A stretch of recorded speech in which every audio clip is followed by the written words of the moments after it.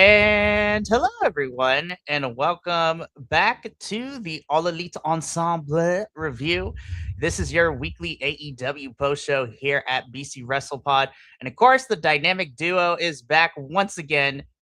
My name is Mikey, El Jefe of BC Wrestle Pod, and joining me as always is my good and lovely co host, Bear Dito. So, Mr. Bear Dito, Senor Bear Dito, I'm happy to have you here for another one. Greetings and salutations, uh, people of the wrestling world and internet. What? I got all tongue tied. Anyways, let's rock and roll.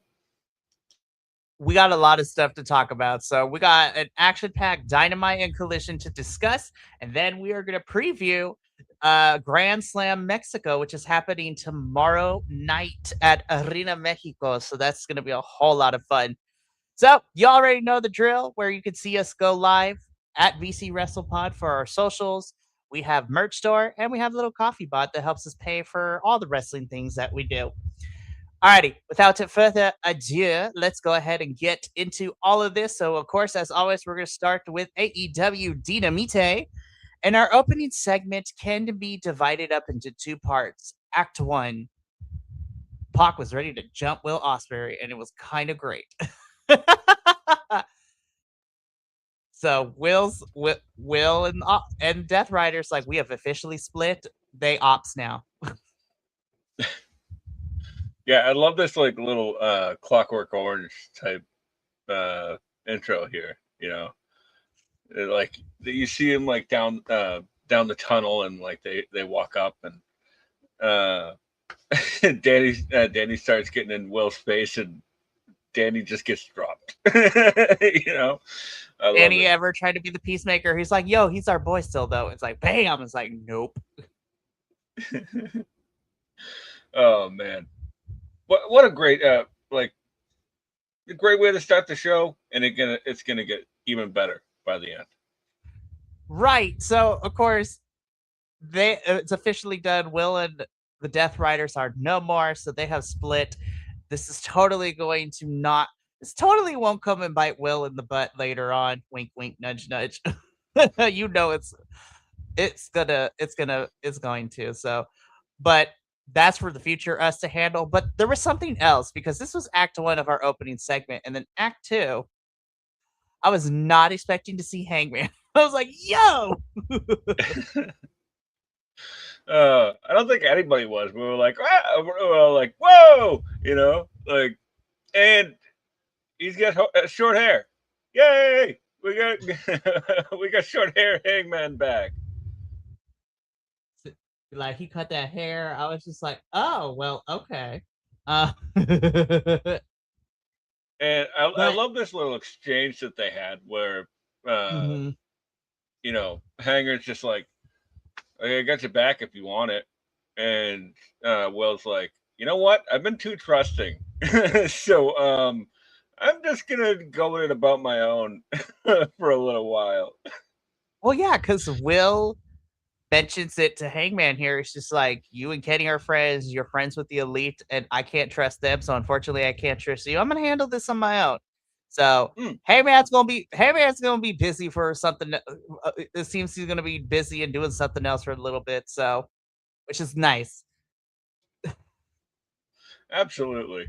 Always great to see Hanger, man. For He's reals. the main Uh, character, So even, For even though it's reals.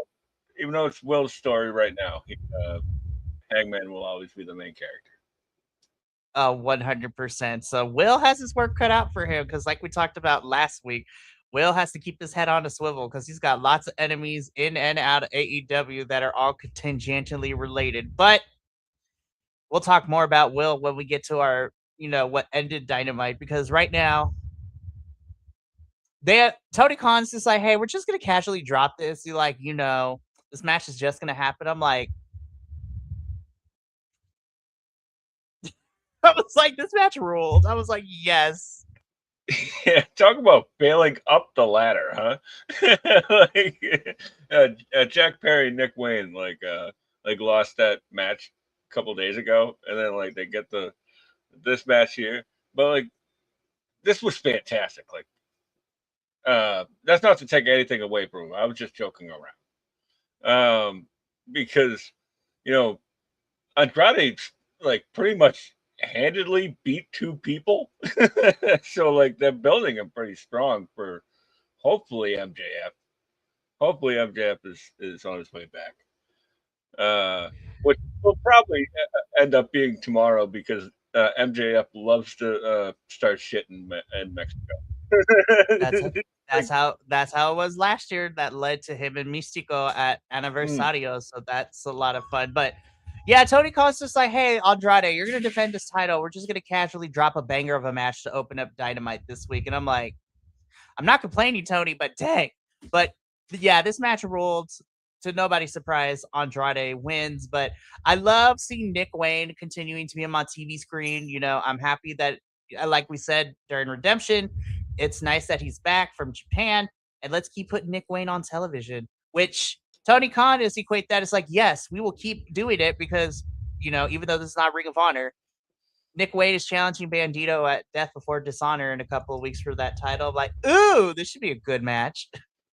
yeah, if there's anybody that's willing that could probably take that belt from Bandito, it's probably Nick Wayne right now because he came back from Japan with us with just oozing charisma, uh, machismo, if you will, and uh, you know he came back with such a confidence that you're just like, ooh, I want to boo this guy. And I don't know why. And I don't know why. I totally feel that. But yeah, so I'm excited for Bandito and Nick Wayne. But Andrade wins. He retains the AEW National Championship. Tony Schiavone comes out and lets Andrade know that at Grand Slam Mexico, he will be in a match to, fight for the number one position in the men's casino gauntlet that is going to be taking place at All In. And we would find our other participants over the course of Dynamite and Collision. So we'll talk more about that when we preview Grand Slam Mexico. But Andrade is having such a fun run right now. And he's happy, I'm happy. So we move on though from our three-way dance for the national championship, and we move into another crazy match where I know this was like advertised already, but I was just like, damn, we just putting on bangers tonight. So in a trios match, we have the Don Callis family led by Kyle Fletcher, our international champion. And of course, we got Jake Doyle and Brian Cage taking on the team of Speedball, Mike Bailey, and Bro Dito. So I'm still gonna go with Speedito or Speed or Bro Ball if we want to, but we'll workshop this trio's name. But I like Speedito the best. Yeah, definitely. I'm I'm willing to work with it. It does remind me of the swimwear, but you know, you get Listen, I'm it's just all putting good. this out It's all there. good. If we just for teehees and ha-has, if Speedball in the vlog somehow gets that sponsorship and gets these boys to rock them for a little bit, that'd be hilarious. Right? Um, Man. but yeah, this was another banging match, man. I was like, dang, we just put on bangers tonight for Dynamite because you got your two. Well, you have just watching Doyle, Cage, and Brody just go at it. I'm like, I need more big men slapping big man meaty matches on my television screen. Yeah, I completely agree. And you know, everybody worked so well in this. Like, what was it? Bandito like press slamming Jake Doyle. I Woo! was That like, was a thing of that beauty. doesn't even that doesn't even make any sense. Because but like Bandito's Mighty Mouse, essentially. Mm-hmm. There was one part where like Speedball had thrown, I think, Fletcher out, right? Because the story here was Fletcher and Speedy, pretty Yeah. much. And like Speedball had like thrown out Fletcher to the floor, and like without missing a beat, uh, Speedball jumps over the ropes and hits an acai moonsault to the floor, like before the first commercial break. And I was Yeah. like it was all in one fluid motion. And I was like, God, he's so great. Like he's so. Lord. It took him 20 years to get here, but man, he is so ready, dude. Again, everyone worked so well together. This match was a banger. Speedito picked up the victory, which was really nice to see. And Yeah, Brian man. Cage I got mean, his shit in. yeah, which is nice to see. I love you, Brian Cage. We've missed you. Uh, so again, like I agree with you, my friend, that the focus is on Speedball and Fletcher going into tomorrow night, but really cool stuff. And really cool stuff for Bro Dito a little bit later when we get to Collision. So that's going to be fun as well. But moving on, we have a sit down that I did not hate. I was like, okay, this did not. I was afraid. It's like, oh Lord, it's gonna be like 20 minutes. We're gonna be here for a little bit. I was like, hey, you know what? It got the point across. This is a dream match for Cage and Cope. You know, Bucks also consider this a dream match, and we're gonna show up and show out. I was like, baller. That's all I need. Yeah, this is great. We even got babyface Christian Cage in this, or as babyface as you're gonna get from Christian Cage, Listen, he didn't and mention banging their mom, so we'll take it. yeah, absolutely. I think they have too much respect for Papa Buck, For reals. But side note, just from a fan's perspective, um, listening to the ENC Pot of Awesomeness back in like 2016, 2017, on the Bucks come up on they pretty much raised the ship of the indie scene, right? So Right. this what I'm trying to get around to is that this match has been building for years. Like it did not surprise me that we have Edge and Christian over here in AEW. So one thing that was surprising is when they were like, "We haven't held the belts for 25 years," and it's like, "Oh boy, that is 2 generations, buddy." There's a whole plethora of wrestling children out there, like for reals. But luckily, we have a whole new set of tag teams. But we'll get there. AEW made me cry a lot this week. Same. Same. Yes. So we'll get into that. But really great sit down. This got what we needed it didn't overstay its welcome. A little bit of sidebar because all these companies are tangentially working together. Late earlier in the week or this past weekend, or actually Wednesday or Thursday night, Copeland's going to be at the next MLP pay-per-view in October, Northern Rising. So I'm like, oh, so we getting him in Canada. I'm like, got it. Love that. Hell yes. On this day, Yep. I'm really happy for Cope to go back up north because like he's one of the biggest stars that Canada has had in the past 20 years, as been said, and Scott D'Amore literally trained with Edge and Christian, so it makes sense. So I'm just like, this is gonna be So again, really good stuff, fantastic. I 100% love it. So we got what we needed from this. Oh, didn't overstay its welcome. Let's continue on. Persephone, my darling, I love you so much.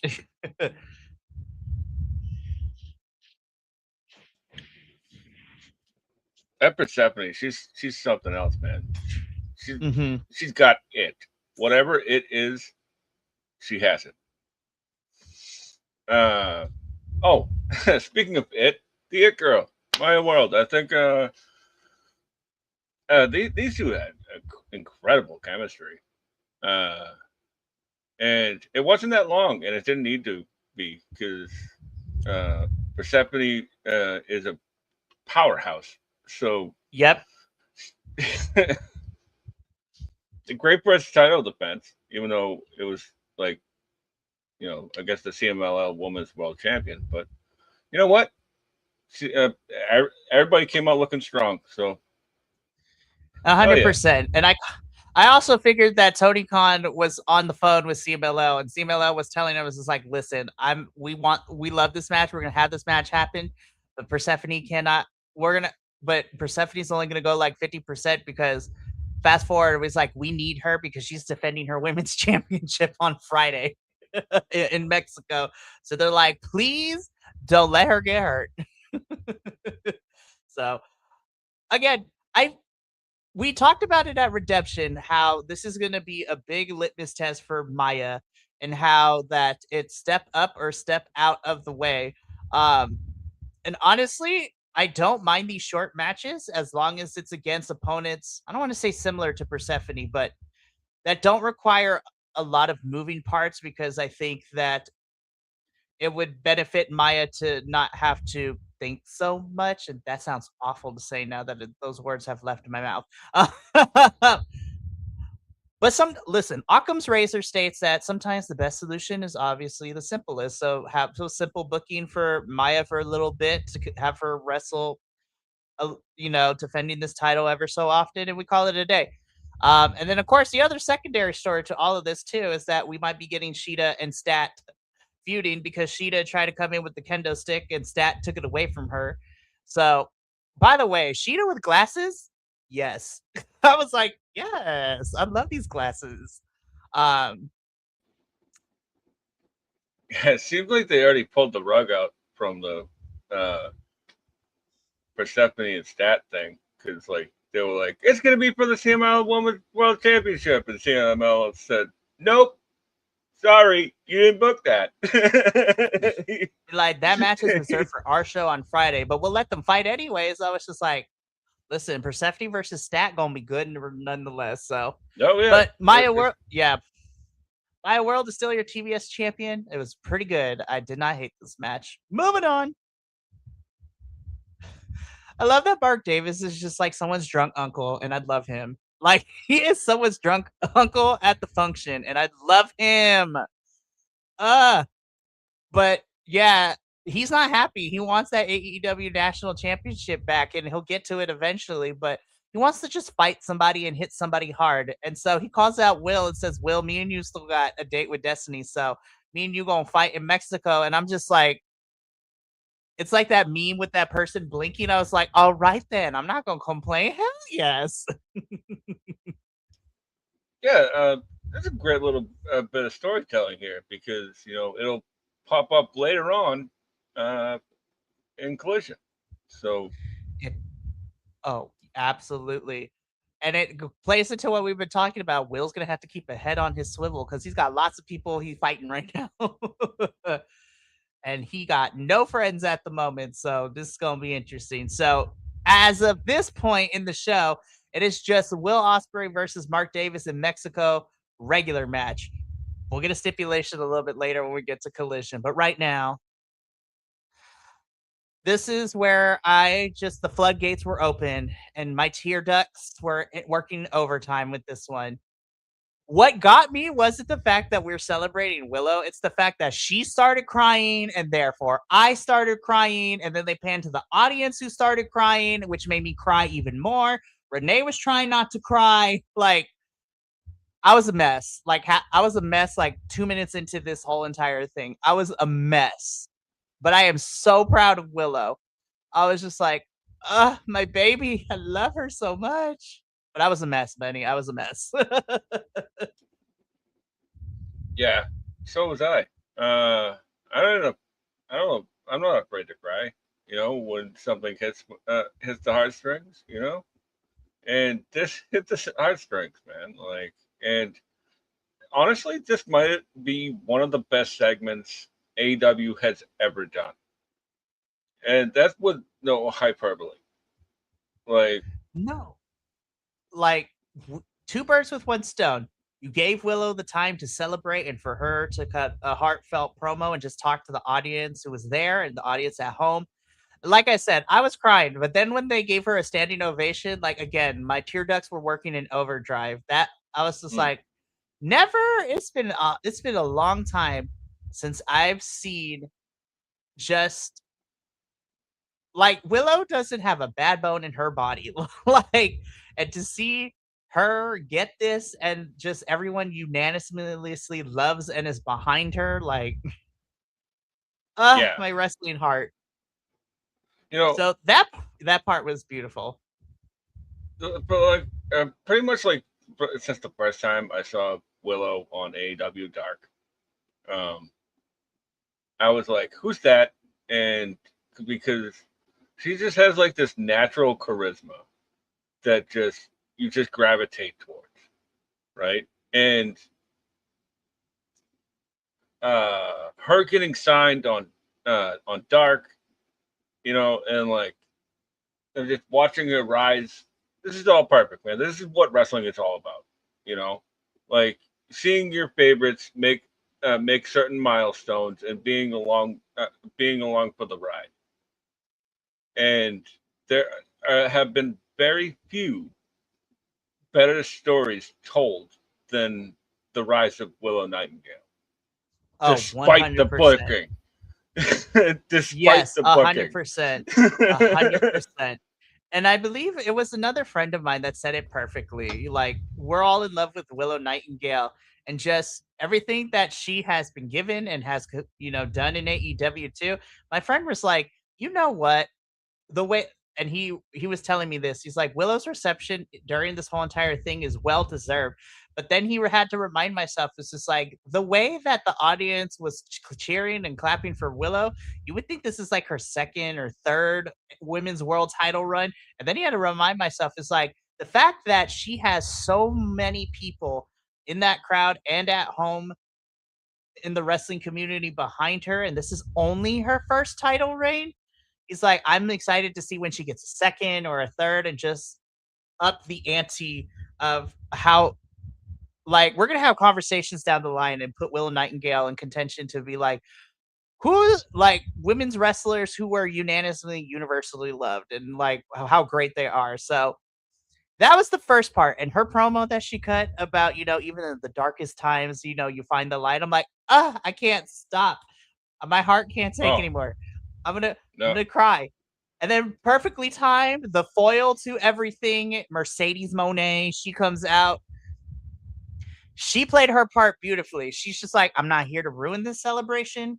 You're just gonna sign this contract to make this official. And then she cut a quick minute promo. She's like, you know what the problem is, Willow? It's like you have been my kryptonite. And she admitted it too. I was like, ooh, this is gonna be a good story, y'all. This is a good story going to All In.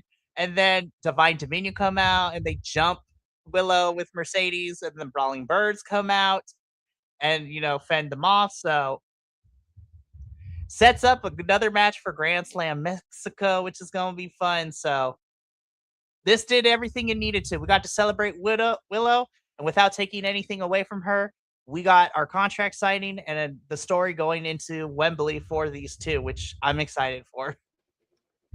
Yeah, and I real quick just want to give a kudos to the production team because this was shot so perfectly with like the streamers in the background, right? And they got a tight shot on Willow and Mercedes, so you don't see Divine Dominion coming. And man, great stuff. Great stuff. 100%. Also, I don't know if it's on AEW shop yet, but those Divine Dominion jerseys, I was like, Tony Khan, make those available because I will buy that hockey jersey immediately. Also, Yeah, the I saw the Marina one is up. the Marina basketball one is back in stock. I was like, I get paid soon, so I'm like, seriously. Oh man, Wembley's gonna be fun. This segment ruled. Loved it. Shout out. AEW was on fire with Dynamite this week, honestly. So let's keep it going though. Because this was also another match that Tony decided to be like, yeah, we'll just throw it on the card. I'm like, Yes, fight forever. Oof. I really don't have much to say about this one except for Lucha Mox was amazing. Commander, never a bad performance.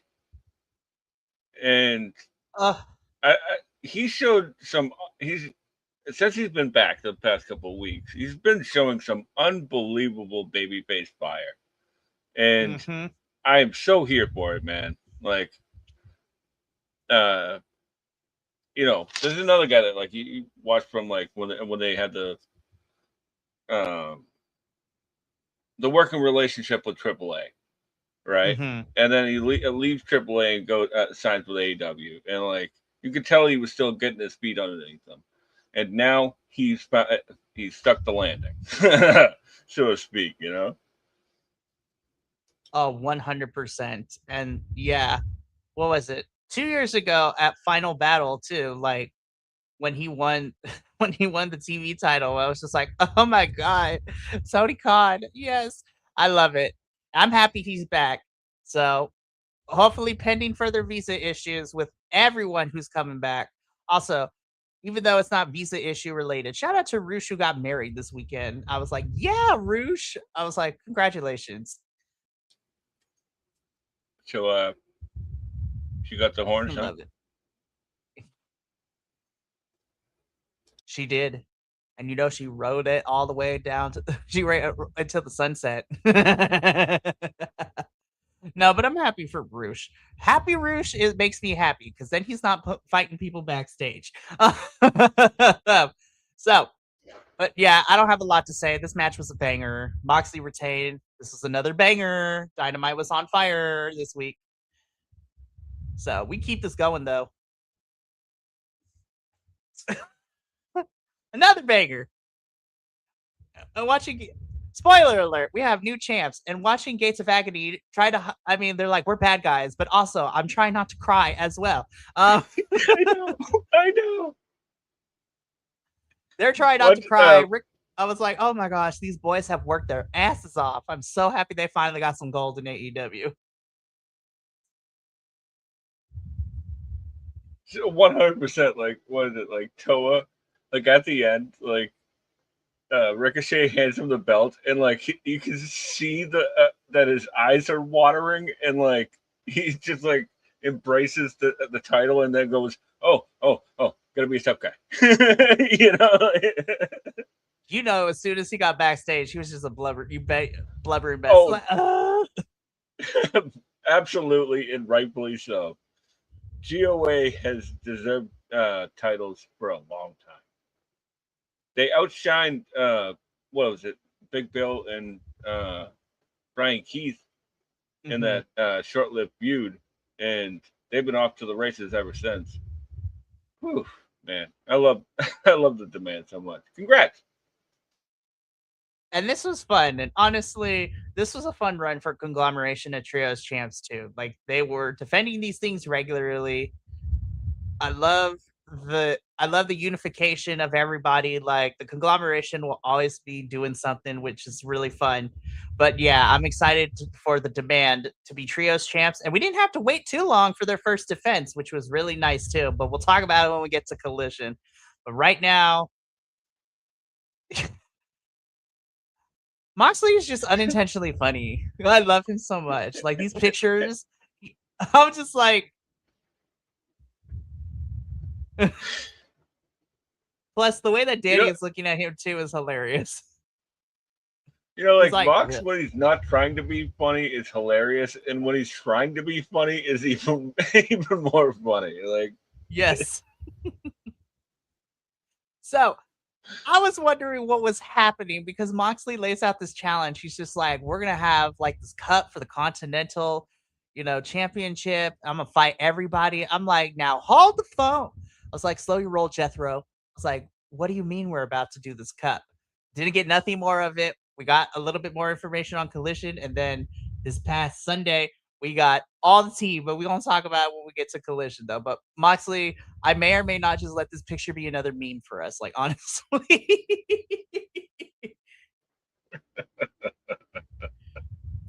Also, sidebar, because it's me and you, I'm like, Renee, you are a very lucky woman.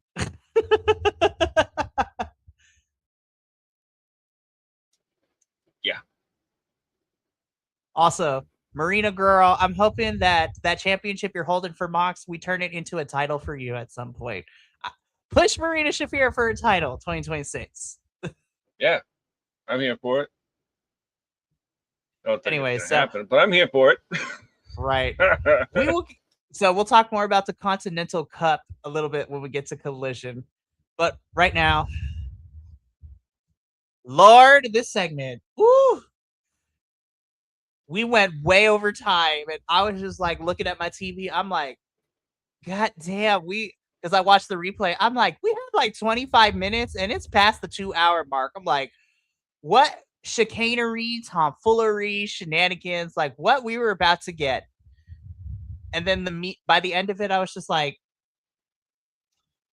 Dynamite, you can't be doing this to me every week, man. I was just like, there it is. You added heat to this feud going into Wembley, and I was just like, there it is. We got a direction. I don't hate it. I actually really love it. Yeah, man. Like, I think I said this online, but like, if this was a film, this would have been an Oscar-winning exposition scene, you know, because they literally broke it down, right? Not only did uh, they bobbed and weaved some of the actual history between them, right? But they also started from what happened with Will when he returned at Revolution, and then afterwards, when they met in the trainer's room afterwards, and then like broke it down piece by piece. Like they were not holding our hands on this one. Like they were like, y'all were paying attention in the last 6 months, right? Like, because here it So all is.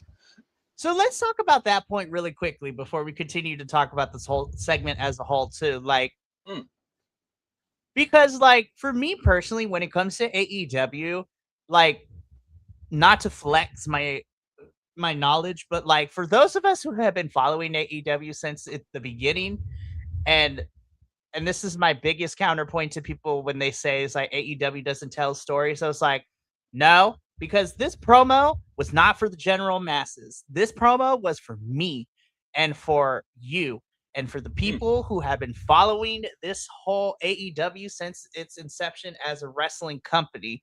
Because there are details in here that, not only harp on Will and Kenny's relationship in AEW. But then for those of us who have been following their careers outside of AEW too before this, I'm just like, God, AEW just knows how to make me feel good as like just a wrestling fan. I was just like, thank you for not insulting my intelligence. I feel smart. I feel seen. Like, and you know, I know it's a TV product, so sometimes you need a bit of a recap. But what I appreciate with this is that AEW is like, yeah, if you've been following it for a little bit, you're gonna get the gist of it. But this is really for the people who've been really playing Dick Tracy out here and been following the breadcrumbs since the very beginning, like a year and a half ago when we started this whole thing. Yeah, definitely. And I love that kind of stuff. Like I'm an adult. I don't need to be told 7 times a match what the story is. You know. Also, like, I'm trying to break this crack this code for a while, right? And I think I finally cracked it. And that like wrestling like twofold in when it comes to storytelling, right? Like there's the tell you side where like you get the promos, right? But then there's a lot of show, uh, like showing the story, right? So like sometimes through pantomime, sometimes uh, through other means, right? AEW is a lot more about the show than the tell, right? So like you have to be able to like, and it's not that hard, right? Like wrestling is a universal thing, right? You can watch, uh, it's the same story. Like you could watch something in Japan and understand the story just as easy as if somebody was sitting there reading you a book. Sometimes, because maybe I've gone overboard, but you see what I'm saying, right? Like AW is like a lot more about show than tell. Oh, absolutely. So no, this promo between Kenny and Will was awesome because Kenny is people are like, Kenny's a heel now. I'm like, no, he's not. I still don't believe Kenny is a heel. Here, I'm not saying this is what AEW is doing, but if it turns out to be this way, I will. Well, I mean, I already love AEW, but I will love them anymore because I'm like, we'll have to see how the rest of the build goes. But I'm like, Kenny's really pushing Will to make sure that he's ready to go for Wembley, like getting him in the right headspace and making sure that he knows that this, like Will said, this is going to be a big mountain to climb. No pun intended. Uh, but I would love for this to be that Kenny is poking and prodding Will to get him to be the best version of himself. And AEW is sitting on a gold mine. They have the opportunity at Wembley to either make Will the all-time biggest babyface in AEW right now, or they can make him. I will be okay with it, and I know people are like, but to have Will kind of be a dickhead and be the heel persona that he was in New Japan for a little bit. But either way, I would love for it that Kenny is poking and prodding the whole entire time to get Will to be in that headspace. Like, no doubts, no hangups, no regrets. Just go out and just ball out. Yeah, I think like AEW has really been the past year or two has really been adopting more Mhm. of a New Japan philosophy to their storytelling, right?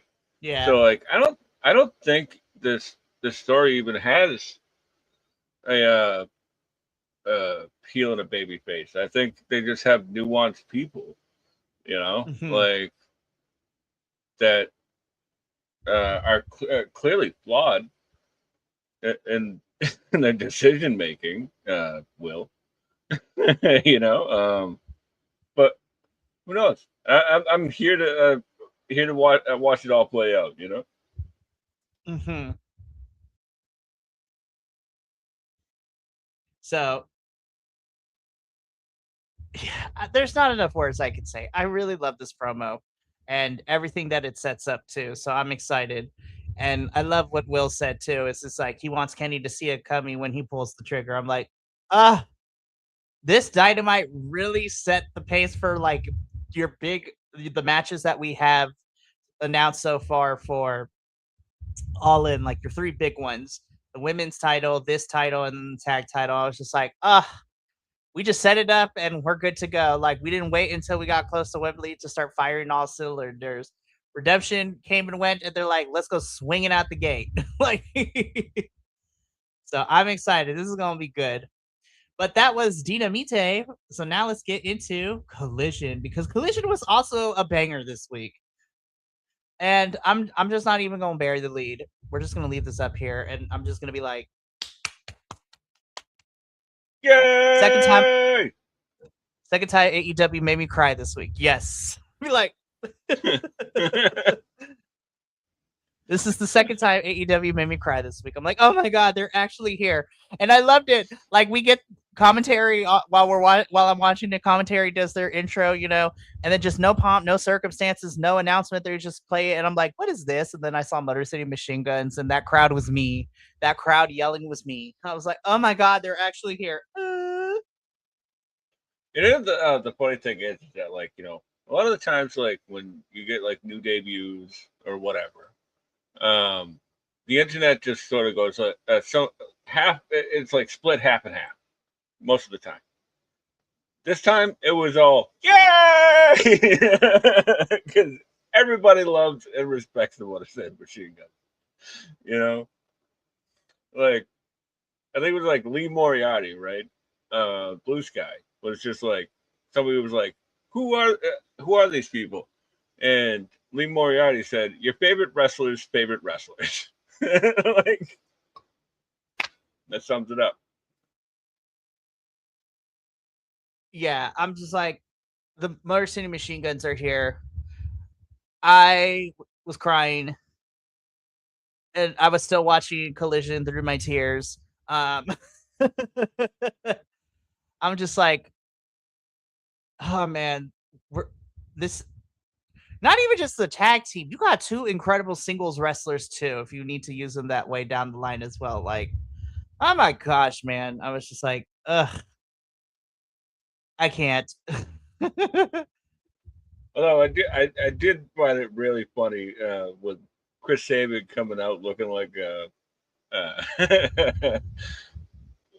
neighborhood dad that Oh just my got the gosh, band back yes. together.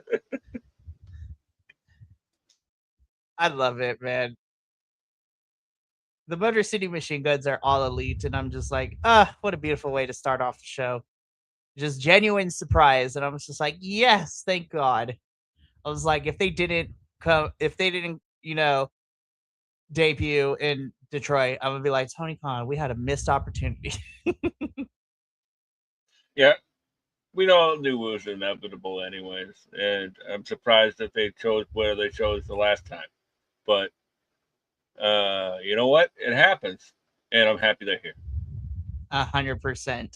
So after me crying for the second time this week, we get into our first match, which was a little bit of an unannounced match until like an hour before the show, thanks to the internet.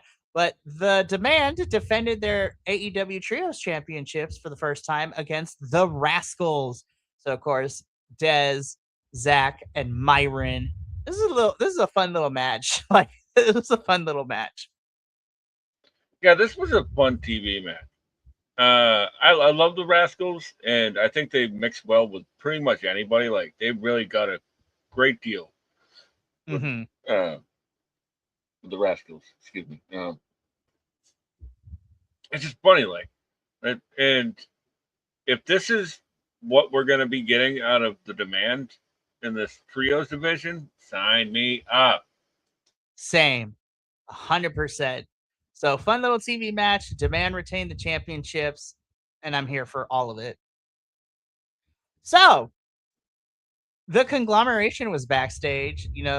They talk about, how they're disappointed they lost the trios championships, but it's made their bond stronger and they'll come back to it. But right now, they each have something to say to the other members of the conglomeration.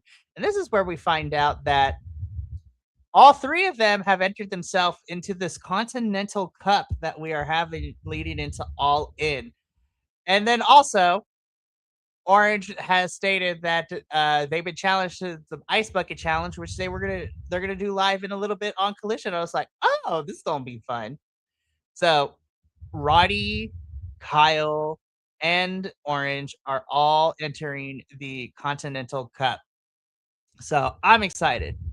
Now, speaking of which, we get a little bit more information about this on Collision, but also this is where I'm also going to talk about where we got all the information on Sunday. This cup is based off of, oh my gosh, why am I blanking on the actual cup? The F2, I believe it is. I don't know, but Uh, yeah, like it's probably a soccer cup, right? or a rugby thing also that makes a lot of sense too. But essentially, what this is that this is an elimination style tournament in which there are going to be 16 participants. And the way that these matches work is that all 16 participants will be announced, and then the matches are every round is randomly drawn, or as randomly drawn as we suspend our disbelief to be. And so It goes from a round of 16 down to a round of 8 to a round of 4. And then the final two will have the match at All In to not only win the Continental Cup, but on top of all of that, they would become the AEW Continental Champion. So it is important that we talk about this because on Sunday, Tony Schiavone and Tony Khan did a little announcement for all the participants of everything that is happening. And I I just want to talk about it really quickly. So there are some. So let's go through our 16 participants in this match, in this tournament, in this cup, right? So Sunday we got the field of 16 revealed. And so the field of 16 include, of course, Jon Moxley, the current AEW Continental Champion. We also have Nigel McGuinness, Jay White, Brian Cage, Kyle O'Reilly, Katsuyori Shibata, Matt Sydal, Ecci Settle, Roderick Strong, David Finlay, Jungle Jack Perry, Claudio Castagnoli, Orange Cassidy, Ace Austin, Jake Doyle, and Eddie Kingston. And then on top of that, we also were given all the matches for the first round of 16. And they're all going to be happening. Some of these matches are going to happen on Collision this Saturday and on Dynamite and Collision next week. So, again, all the matches for the entire cup are randomly drawn, and this is how everything panned out. So, in the first round of 16, we are getting Claudio Castagnoli versus Ace Austin, Jake Doyle versus Eddie Kingston, Orange Cassidy versus Matt Sydal, Jungle Jack Perry versus Jon Moxley, Jay White versus David Finlay, Brian Cage versus Ecci Settle, Kyle O'Reilly versus Roderick Strong.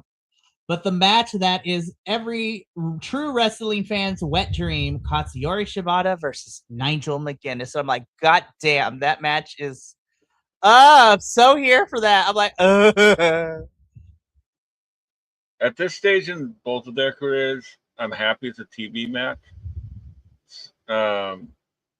But man, oh man, I hope we get some hard hitting action. 100%. I'm like, those are some crazy first round matches. And then Kyle and Roddy gonna slap too. I'm looking forward to that one as well. Like, I'm excited. This is a fun thing. And then Tony has officially stated that the Continental Championship will have 2 tournaments a year go moving forward. The summer one is the Continental Cup, and then of course winter will be the C2, which I'm really happy that we're evolving stuff. And I love that Tony Khan is taking inspiration from other sports and applying it to AEW because it's fun. Who doesn't love a good wrestling tournament? I'm just saying, y'all. Like, who doesn't love a good tournament? I mean, yes, but right now, there's like 4 of them going on right now. I know, but it makes all interesting, so I'm excited. So nonetheless, but yeah, this is gonna be good stuff. But let's keep it pushing though, because Tommaso Ciampa squashed Nick Comoroto, and yeah, I was just like, this poor baby, this poor baby got decimated. Yeah. Hey, Nick Comoroto's found his way back to AEW, so that's pretty cool. Yes. That's pretty much all I got for this one. Yeah, we'll talk about Tommaso a little bit later with this promo, but keeping it pushing though.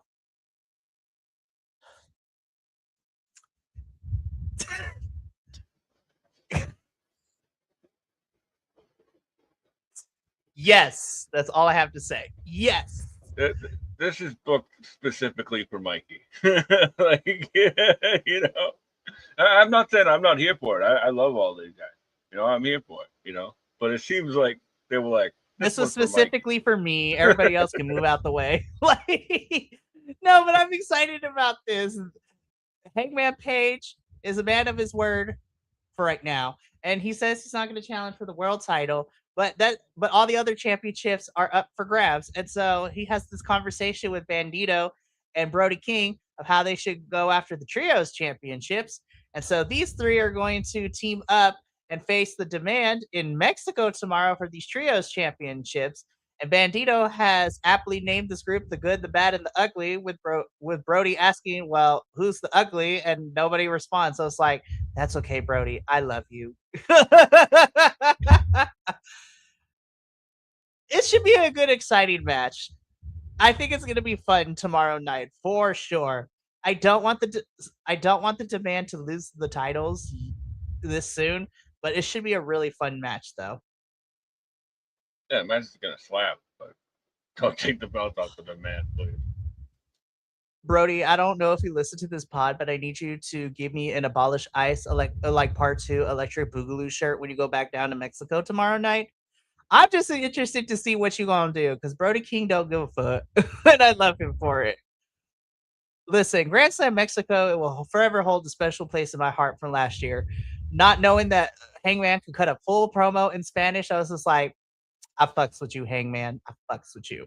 Like, I was down with you before, but now you're the homie. You invited to the quince and the baptism and the carnita tacos. Anyways, excited for Grand Slam Mexico. These three will be facing the demand. Just Hazuki.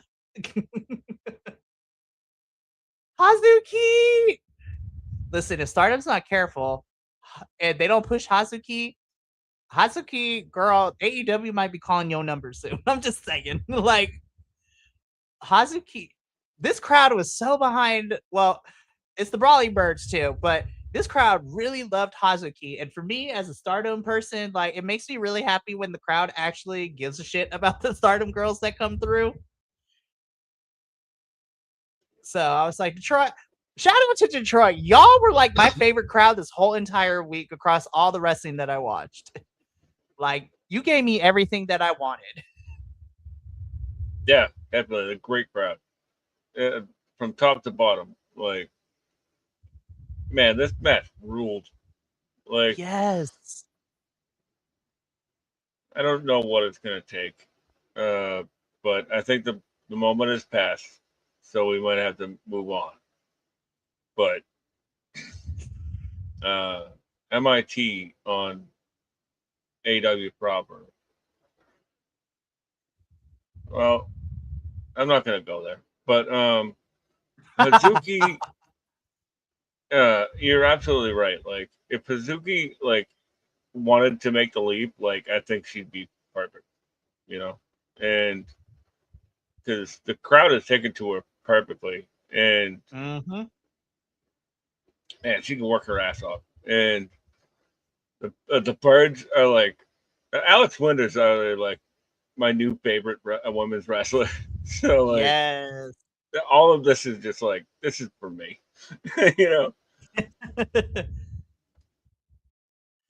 No, 100%. And this was great stuff too, because again, it sets up a couple of things. Because afterwards, Divine Dominion and all that, Willow, like everybody's fighting, everyone's doing good.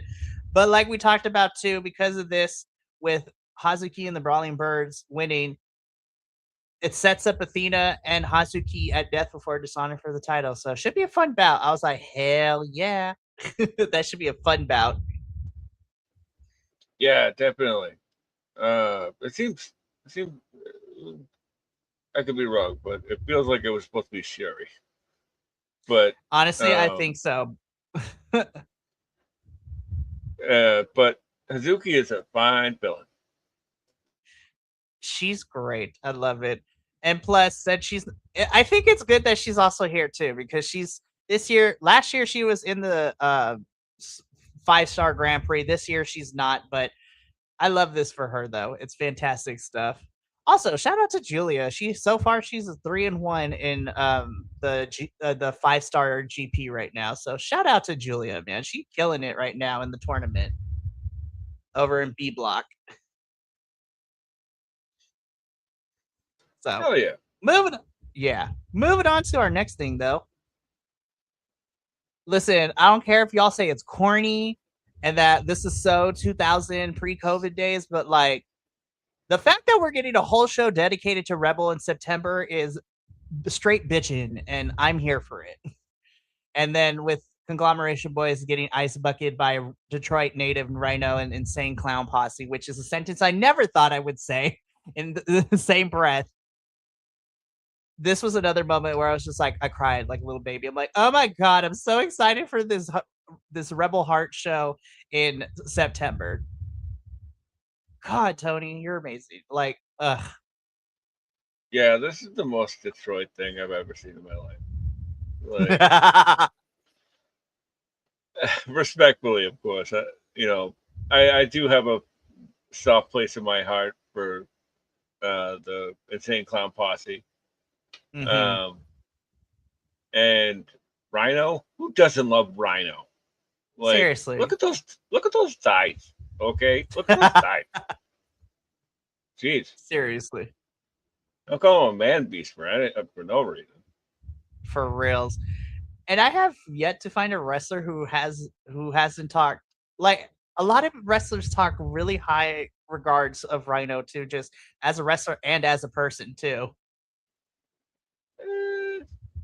But well, yes. Yeah. He comes from that era, so that's a little iffy, but anyways, this was nice. I'm excited for the September benefit show. And I'm like, I know a lot of people are saying it, and I don't want to put pressure, but I'm also going to put pressure. I'm like, Tony Khan, if you don't pry Britt Baker off the mother tucking couch for this one at least, like, I swear to God, please. Anyways, moving on. We just decided to be like, hey, we just gonna throw all the types of matches at you this week because this is also another banger, in my personal opinion. And I was really shocked that the Bang Bang Gang picked up the victory. I was like, oh shit. I was like, damn, which makes a lot of sense given with what the trajectory is for where we're going with the Death Riders heading into Wembley. But I'm like, oh my God, the Bang Bang Gang actually did it. Holy crap. Yeah. Who knew? Who knew that this lovable band of losers could win? Like, we love these misfits, man. That, like, they have grown on me. Oh, 100%. Like a mole, But one thing I really loved about the aftermath of all this was because everybody gets involved and all that stuff, and then the dogs come out and like they the Death Riders get the upper hand, and then the Motor City Machine Guns show up, and all of a sudden we have a stare down between the Guns and the Motor City Machine Guns. like, okay, sure, I'll take that as a first feud. Let's no, go. Honestly, that'd be great, not just for the Motor City Machine Guns, but for our Bang Bang Gang guns as well too. I was just like, they're just out here having matches against really cool people, and I'm just like, I kind of dig that for them. That's the thing about like Motor City, right? Is that like pretty much like anybody on this roster, you just go, yeah, that makes sense. Let's go. Shit, Motor City has wrestled around the world, and they have proven they can work with any style of any type of wrestler. So I'm just like, yeah, I'm here for it. The answer, do I want this match? And the immediate answer is yes. Just to everything. I don't care what it is. Just Motor City's in it? Yes. And I know may not be the most popular idea, but eventually we're going to have to get to FTR Motor City Machine Guns. So listen, I will cry, puke, like all everything. Like, just I will be salivating, and we'll be waiting for that whenever we get to it. So yeah, exactly. Yeah, but our lovable gang of losers will pick up a win with Motor City Machine Guns for the save. A little bit of a stare down afterwards. Loved it.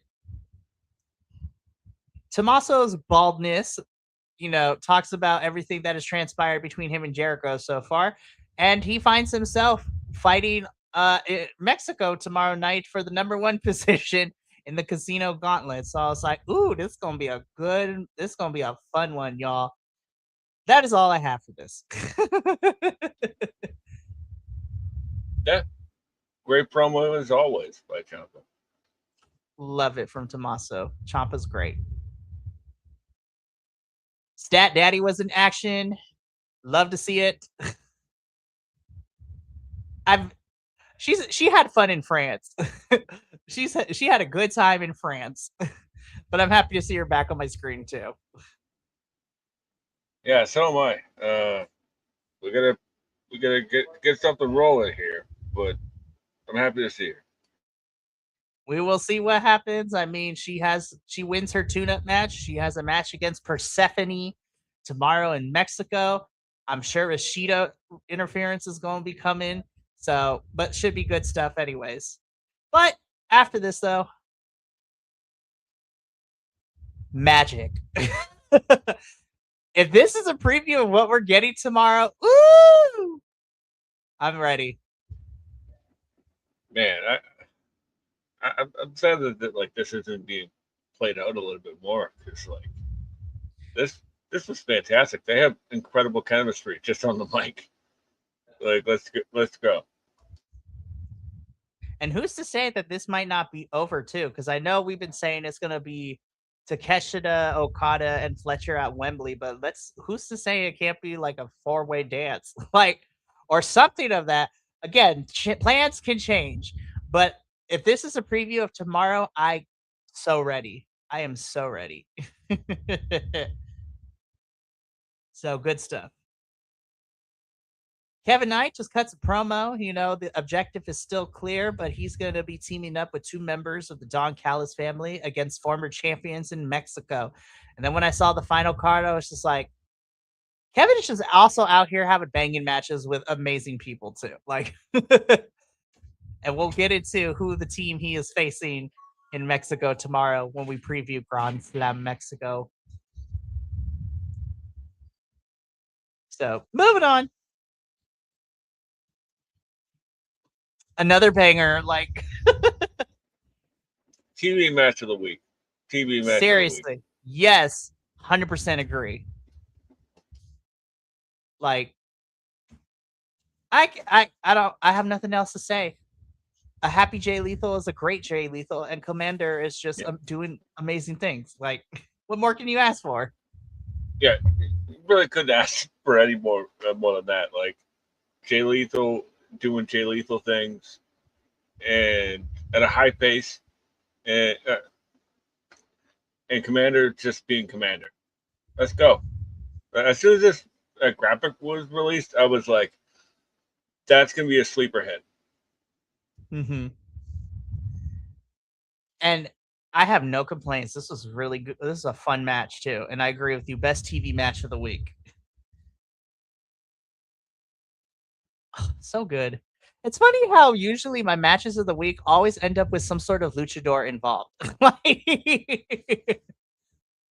Which is nice to say because then I was just like, it's not always going to be a Kenny or Osprey or MJF, like the people that are always going to put on banging matches. So it's nice for television that it's somebody else besides those guys too, which shows you how crazy talented this roster is in AEW. Yeah, it's insane. Like this little throwaway match. Like to be honest with you, like they're still building Commander. But Jay Lethal is Jay Lethal, right? Like he's there to take pin. Happy Jay Lethal equals great Jay Lethal to work with in the ring. Like, absolutely. so I did find it funny complain. though, like when Jeff Jarrett was on commentary last week, and like he's like supposed to be talking crap about Jay Lethal, but Jay Lethal still has the logo on his trunks. Like right. So funny. I got wrestling. Like I might still have I might have my beef with Jeff Jarrett, but at the same time it's just like, all right, Jared, you somewhat get a pass. I was like, I can't really be too mad at you. I still got beef with you with certain things, but I'll let it slide. Now, good God, just good Lord. Good Lord. I already knew this was going to be fun. was not disappointed. Yeah, this is great. What a great little match. Like I wasn't a fan of them going 50-50 right now because I That think was you a should little have just weird. Yeah. like you don't have to give Garcia like you didn't have to like squash him or whatever, but like you don't have 60, get a little bit of yeah, offense and then go home. Like you should just be beating the shit 60, out of people. But 60-40, I think would have been the better like distribution of offense. Where yeah, Danny, definitely. like you said, Danny shouldn't be getting squashed, but 50-50, I was a little I was a little perplexed. I was like, wow, this is actually really evened back and forth, which is a little weird with the story that we're telling, but whatever. um, Yeah. so Osprey wins, but the big thing that is what comes afterwards, because Don Callis family comes out, Mark Davis and two members of the DCF come out. Mark gets on it and basically says what we've been saying, that Will has nobody left and he wants to hurt Will. And so Will does gets to defend himself a little bit. And it is where we learn that Mark Davis versus Will Ospreay in Grand Slam Mexico in Mexico tomorrow. Not only is everyone banned from ringside, it is now a Mexico City street fight. And I'm like, oh yes, give me an IWGP type of street fight in Mexico. It's gonna be crazy. Which is interesting too, because CMLL doesn't do like crazy. They don't do street fights. They don't do tables. They don't do kendos. Like, so I'm very interested that CMLL is going to have AEW put their stuff under the ring. So it's gonna be some good. It's gonna be good times. It's gonna be good times. Yeah, it's probably not going to be any crowd problem, but it's going to be a fun time. I'm excited. Mexico gonna bring it tomorrow, and I'm Oh, excited. But definitely. speaking of which, let's talk about the matches that we got, because they gave us the full card for Grand Slam Mexico, and it is looking spicy. So like I said, we have a Mexico City street fight between Mark Davis and Will Ospreay. So that match is gonna be fun. Then we are getting the AEW Trios Championships, the Demand defending the title against the Good, the Bad, and the Ugly of Bandito, Hangman, and Brody King. So that's also going to be a good one. The match I'm looking forward to a lot, Kyle Fletcher versus Speedball Mike Bailey for the International Championship. In a trios bout, we are getting Willow Nightingale and the Brawling Birds versus Divine Dominion and Mercedes Monet. Chris Statlander versus Persephone. In a trios bout, it is the Don Callis family, which is Kevin Knight, Kazuchika Okada, and oh my gosh, why am I blanking on names right here? Brain Echiseto. I was like, I knew my brain had a senior moment. I was just like, So those three are taking on they're taking on the team of Darby Allin, Chris Jericho, and Mystico. I'm like, there's our CMLL poster boy right there. I was wondering where he was going to be on this card, because you cannot have a show in Mexico without Mystico. So I'm a little perplexed as to why that's a match that's happening, but hey, whatever. I can't complain. Then in an 8-man tag, you have the Bucks and Cajun Cope taking on the Death Riders, which is going to be insane as well. And then for the number one spot in the Casino Gauntlet, Andrade, Commander, and Tommaso Ciampa. Those three are about to just, gravity will be turned off in some capacity. So, yeah, that one's going to be fun. The trios match I find really interesting, but this one it's not for us, right? Like that is for Arena Mexico. You know, like it does make us go, huh? What's happening? But like then you're like, oh right, like those are all the big stars, like like. Yeah, this is a 2.5 hour show for for Mexico, and I am looking forward to it, honestly. So tomorrow night's going to be a lot of fun, and then Collision is back on Saturday. Thank the Lord. So yeah, I'm excited. This is gonna be some good stuff. So anywho, that's it for our AEW post show. So a little bit of some programming notes. Let me just get to where I need to. There we go. So before we sign off for the evening, just a little bit of some programming note.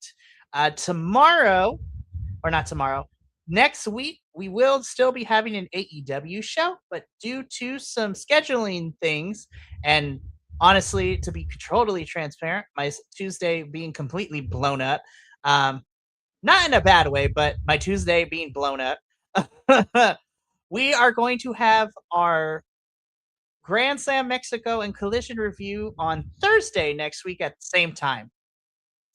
But on top of that, and hopefully everything works out the needs that it needs to be, we're potentially going to have some crossover next week, as both Grand Slam Mexico and the CMLL Men's Grand Prix is happening this week, and next week we will be covering all of that. So, for the second year in the row, we're going to see if CMLL and our AEW shows can cross over, and we can do a big group review on Grand Slam Mexico and, well, most definitely the Men's Grand Prix as well. So, get Will to see the stars of AEW, and then also to draw Benny into the cult of CMLL. So that's going to be a good time. So more information will come as the week goes on, but we have a regular scheduled week. Tomorrow night we got NXT and CMLL, and then on Friday we have TNA, and then next week is all the fun stuff. Like, I'm excited. But from Benny and I to all of you watching at home, thank you so much for tuning in. But we got to get up on out of here. So from all of us here at BC Wrestle Pod to you at home, remember, take care of yourself, love one another, stay iconic, and more importantly than anything, you always deserve to finish your story. I'll see you tomorrow for NXT and CMLL. But until then, sayonara, adios, and until next time, peace.